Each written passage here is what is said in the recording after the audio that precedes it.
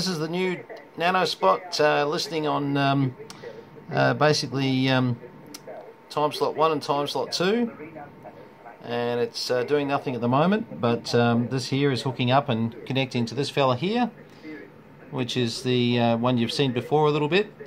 And this is a little bit different from what we've been running C4FM through to DMR through the Shark RF open spot, which of course can change the codec.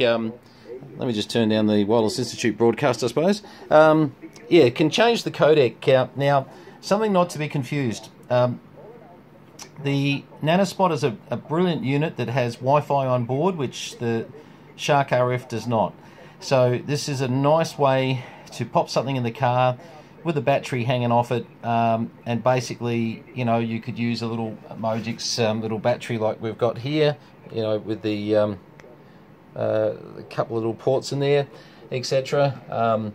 We use a lot of these little Mojix batteries, especially for, oh boy, if I could ever get to it, for the, no it can't, but anyway, you see the Maestro behind there. It's all sort of stuck behind some stuff at the moment.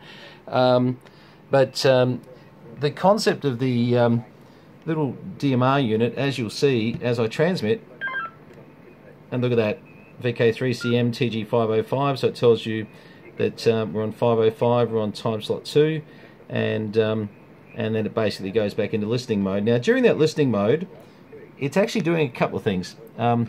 It's holding for a second, and if it hears nothing, it says, right, after so many seconds, it's now moving between C4FM, DMR, P25, and what am I missing? D-Star, of course. Anyway, so that's the concept there.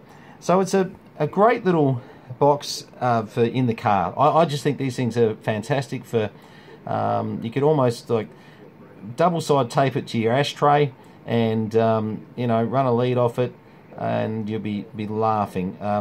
The lead that I've got running to the computer, this one here at the moment, is not needed when you're obviously just running.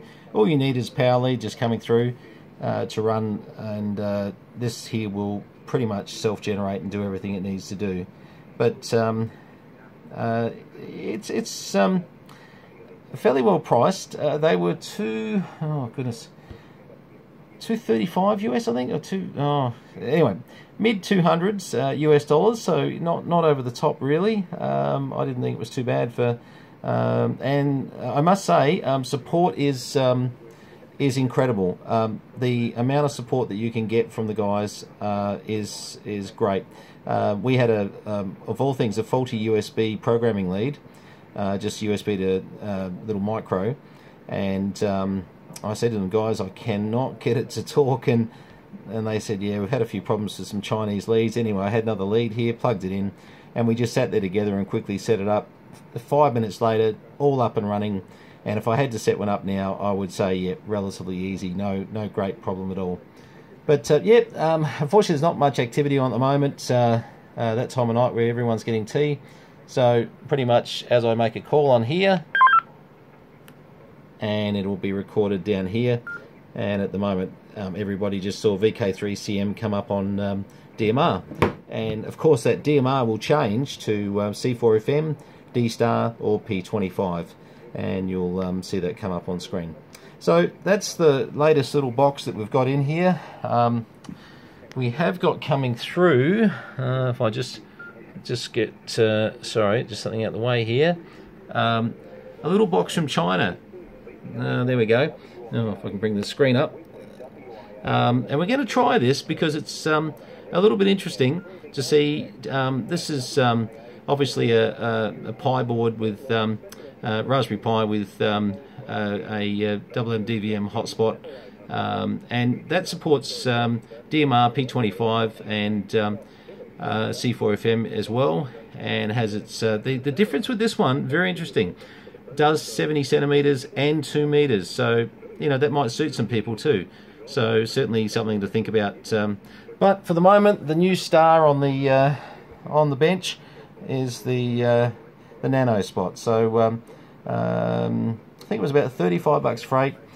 And I just wish I could remember exactly what the price was. Look, it was either $235 or $245 or something like that. So look it up on, just Google nanospot. Everything will come up from there.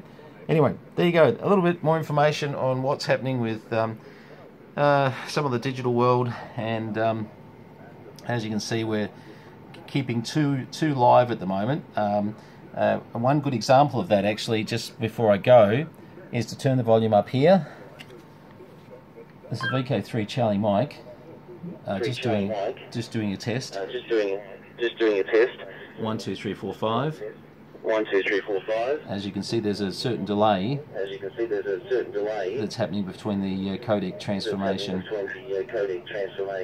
Okay, just going back to making this video.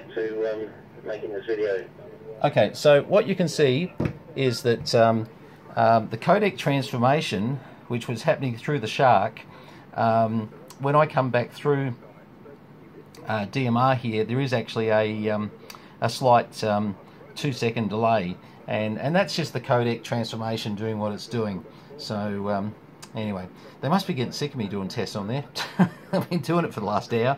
Anyway, okay, 73s from VK3 Charlie Mike, and don't mind my messy desk. It's probably never going to change. Cheers all.